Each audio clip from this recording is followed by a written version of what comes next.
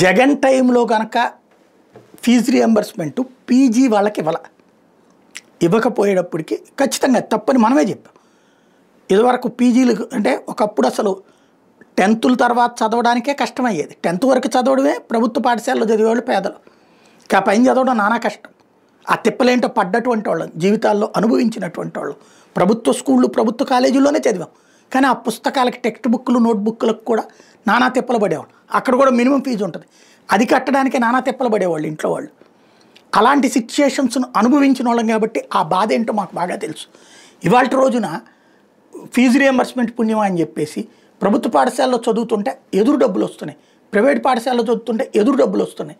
అది పీజీల దాకా చదువుకోవడానికి రాజశేఖర రెడ్డి ఇస్తే పీజీని ఎత్తేసాడు జగన్మోహన్ రెడ్డి. నేనే అనేకసార్లు చెప్పా పీజీ ఆశ కళ్ళలైపోతుంది అన్నటువంటి.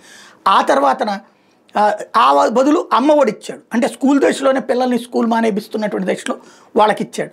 ఒకటి కరెక్ట్ చేశాడు, ఒకటి చెడు చేశాడు. అదే చాలాసార్లు మాట్లాడాను నేను. ఇప్పుడు వీళ్ళు వచ్చాక పీజీకి ఫీజు రియంబర్స్మెంట్ ఇస్తామని చెప్పి అదేమైందో తెలియదు. డిగ్రీ ఫీజు రియంబర్స్మెంట్ పక్కకి వెళ్ళిపోయింది. గతంలో జగన్ టైంలో లాస్ట్ టెన్యూర్కి సంబంధించినటువంటి త్రైమాసికం బకాయిలు పెండింగ్లో ఉంటే వీళ్ళది ఏడాది బకాయి అయిపోయింది. ఈ ఏడాది ఇస్తారో లేదో తెలియదు. అందుకని కాలేజీలో డబ్బులు ఇచ్చి కట్టమంటున్నారు. వీళ్ళే రాస్తున్నారు ఈనాడు జ్యోతిని. అదే సందర్భంలో కట్టేటటువంటి ఈ ఏడాది కట్టకపోయేటప్పటికి వాళ్ళకి సర్టిఫికెట్లు ఇవ్వాలి. సర్టిఫికెట్లు ఇవ్వకపోయేటప్పటికి పీజీకి అప్లై చేయలేకపోయారు. డబ్బులు ఉన్నటువంటి వాళ్ళు కట్టి అప్లై చేసుకున్నారు. డబ్బులు లేనటువంటి వాడు పీజీ వదిలేసినట్టు. ఇంకప్పటికి రేపు పొద్దున ఫీజు రియంబర్స్మెంట్తో పనేలే.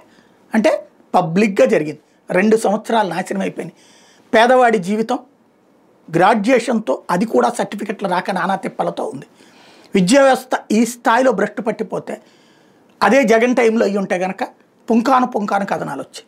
ఇప్పుడు ప్రభుత్వం మనది కాబట్టి అదేదో కాలేజీల తప్పు, చేజారిన ఎంటెక్ ఛాన్స్ కానీ కాలేజీల తప్పు.